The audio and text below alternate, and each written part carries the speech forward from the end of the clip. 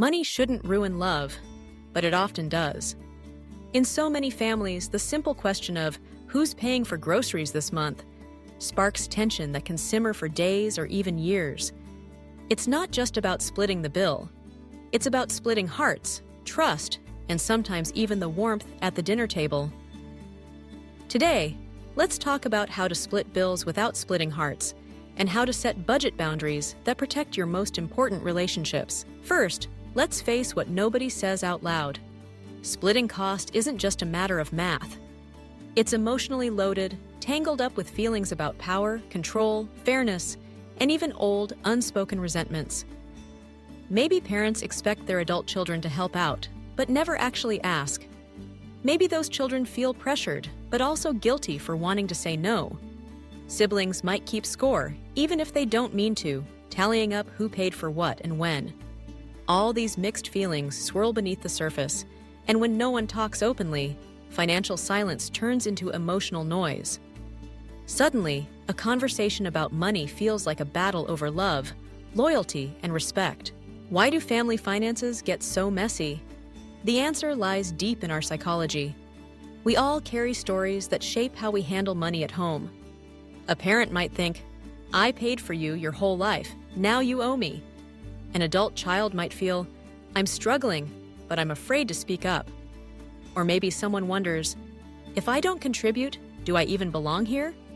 These thoughts are rarely shared out loud, but they shape every conversation. Shame, blame, and confusion can creep in, making honest discussion hard.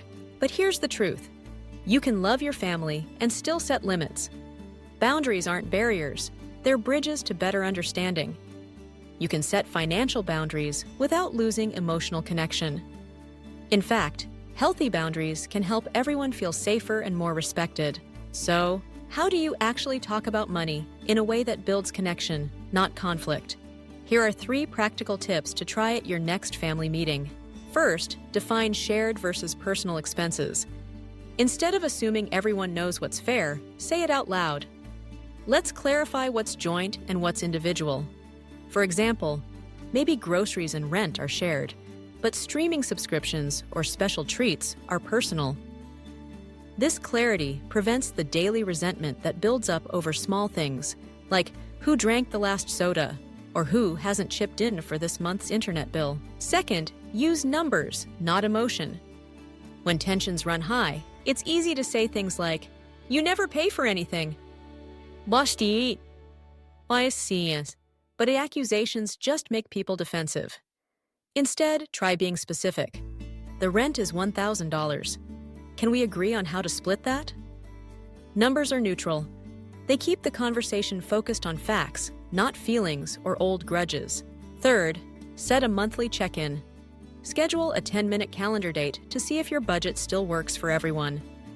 This proactive talk prevents passive-aggressive tension. No more stewing about last month's unpaid bill or worrying about next month's shortfall. A regular check-in lets everyone adjust as life changes and keeps money from becoming a silent wedge. Remember, money can build families or break them, depending on how you talk about it. Clear boundaries protect relationships. Love doesn't mean paying endlessly. It means communicating honestly and with compassion. Have finances ever caused tension in your home? You're not alone. The good news is, you can choose a new way forward, one that splits bills, not hearts. Keep the conversation open and keep your family strong.